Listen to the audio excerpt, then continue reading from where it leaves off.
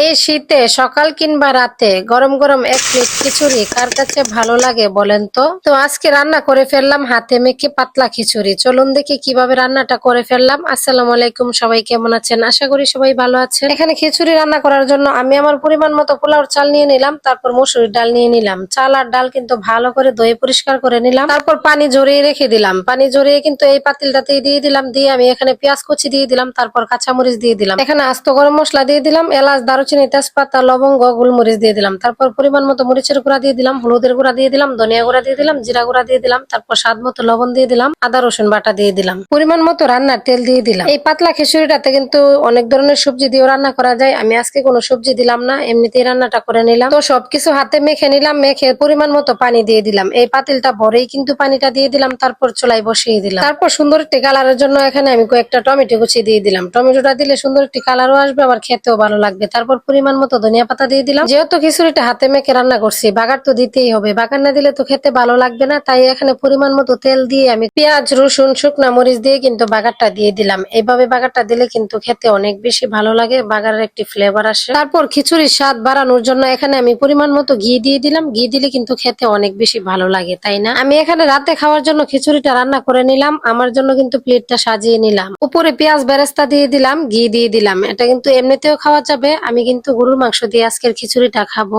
আচ্ছা, আজকে আমার খিচুড়ি রান্নাটা কার কাছে কেমন লেগেছে কমেন্টে অবশ্যই জানাবেন, আর ভালো লাগলে একটি শেয়ার দিয়ে দিবেন। তো আজকের মতো এ পর্যন্ত, অন্য কোনো দিন অন্য রেসিপি নিয়ে চলে আসবো। আল্লাহ হাফেজ।